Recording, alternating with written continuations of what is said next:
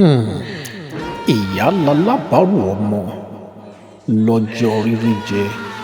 lọ́jọ́ àìrí lọ́jọ́ ìyá débi sùn ló pọ̀.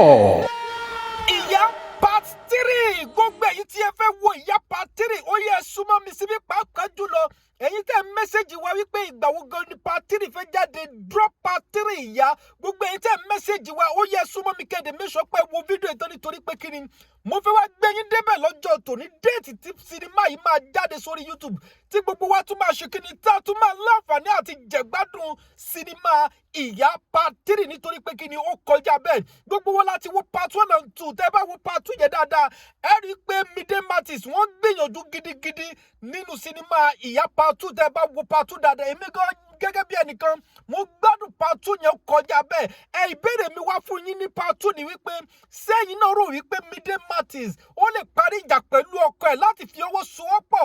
láti tọ́jú àwọn ọmọ yìí àbí àwọn ọmọ yìí máa wò ó pé nínú part 3 yẹn àbí àwọn ọmọ yìí máa wò ó pé òkè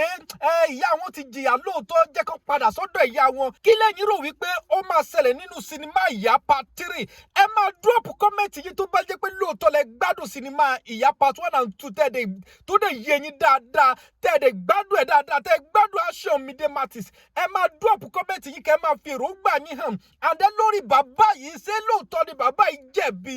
pẹ̀lú nǹkan tí bàbá yìí sọ nílé ẹjọ́ pẹ̀lú ìwà tí bàbá yìí ń wù nínú sinimá yìí ẹ wo pé bàbá yóò fọ́ọ̀sì àwọn ọmọ yẹn pé kí wọ́n máa gbé ọ̀dọ̀ ọ̀hún tẹ́ bá wo sinimá yẹn dáadáa kì í ṣe pé bàbá yìí fọ́ọ̀sì àwọn ọmọ yẹn pé kó wá ṣùgbọ́n pẹ̀lú nǹkan tí bàbá sọ nílé ẹjọ́ pẹ̀lú ìwà tí bàbá ń wù nínú sinimá yìí ẹ jọ̀ọ́ ṣé bàbá yẹn jẹ̀bi ẹ jẹ́ kí n mọ̀ ní comment section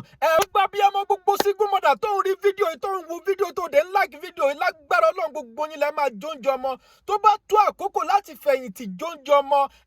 asẹ́ni lórí ayé kò ní sẹ́yìn lórí lágbára Ọlọ́run mo kí gbogbo ẹ̀yin single mother pé kú iṣẹ́ takuntakun Ọlọ́run á bá yín gbẹ́rù yín Ọlọ́run abiyamọ àṣekínni á bá yín gbé bùkátà yín nítorí pé sinimá ìyá yìí ó kọ́yàn lẹ́kọ̀ọ́ gidigidi sinimá tó yẹ kí gbogbo single mother pátápátá tó yẹ kán wò ní nítorí pé kí ni ó kọjá bẹ́ẹ̀ so ẹ jẹ́ ká wá sọ̀rọ̀ lórí part 3 tí gbogbo wa retí ìgbà wo gangan ni part 3 máa jáde ẹ ti mọ nǹkan tá a máa ṣe lórí channel yìí tó o bá ti subscribe sí channel yìí Àṣeyọrí TV ohun àkọ́kọ́ tí wàá kọ́kọ́ ṣe ni pé tẹ subscribe button yẹ kó make sure pé o subscribe sí channel nítorí pé kí ni channel láti máa já yín sí déètì tó bá máa jáde lọ́wọ́lọ́wọ́ bí a ti ṣe ń bá yín sọ̀rọ̀ yẹn á tútù mẹ́sẹ̀gì Mide Martins pé àwa ti retí sinimá ìyá part 3 ṣùgbọ́n wọn ò tí reply wa títí dìgbà tá a fi ń ṣe fídíò yìí tí wọ́n bá ti lè reply wa pé déètì báyìí ló máa jáde á tún máa wá sórí ìkànnì ìyẹn Àṣeyọrí TV láti wá sọ déètì tí